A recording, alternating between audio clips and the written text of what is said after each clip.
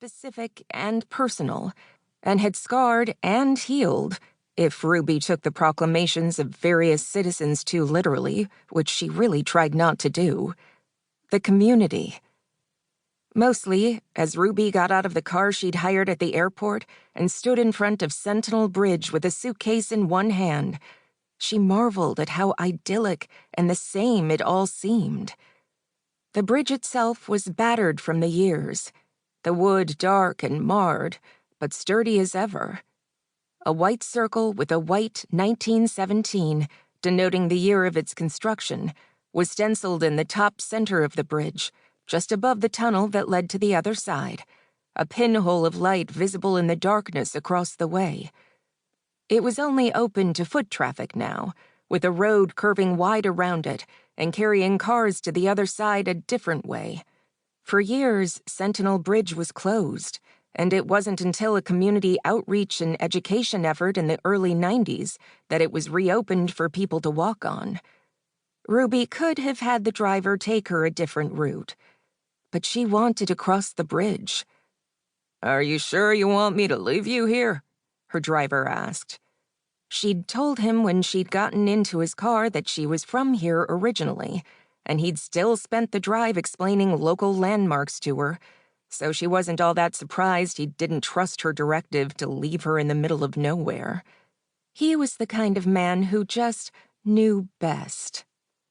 They'd just driven through the town proper, all brick, red and white and yellow, the sidewalks lined with trees whose leaves matched as early fall took hold. It was early, and the town had still been sleepy, most of the shops closed.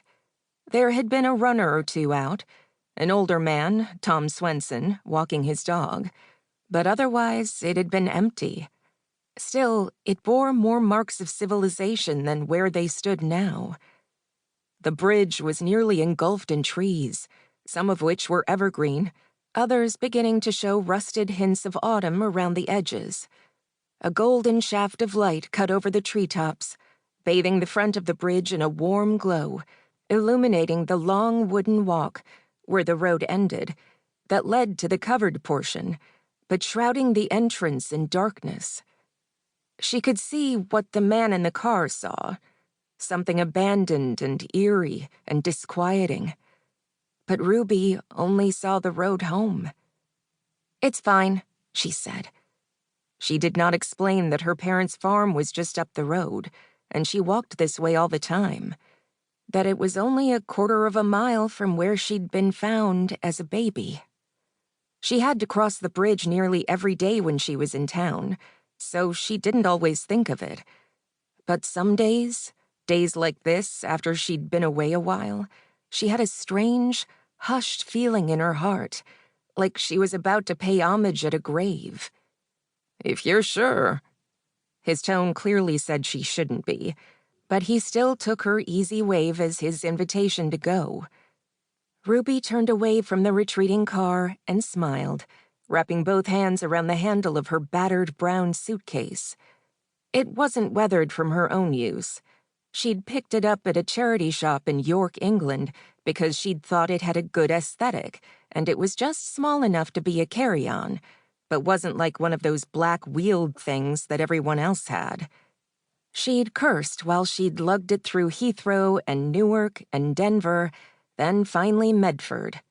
Those wheelie bags that were not unique at all had seemed more attractive each time her shoulders and arms throbbed from carrying the very lovely suitcase.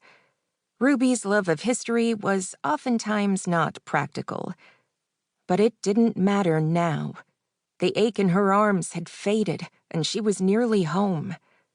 Her parents would have come to pick her up from the airport, but Ruby had swapped her flight in Denver to an earlier one, so she didn't have to hang around for half the day. It had just meant getting up and rushing out of the airport-adjacent hotel she'd stayed in for only a couple of hours. Her Newark flight had gotten in at 11:30 the night before, and by the time she'd collected her bags, gotten to the hotel, and stumbled into bed, it had been nearly 1 o'clock in the morning. Then she'd been up again at 3 for the 5 o'clock flight into Medford, which had set her back on the ground around the time she'd taken off.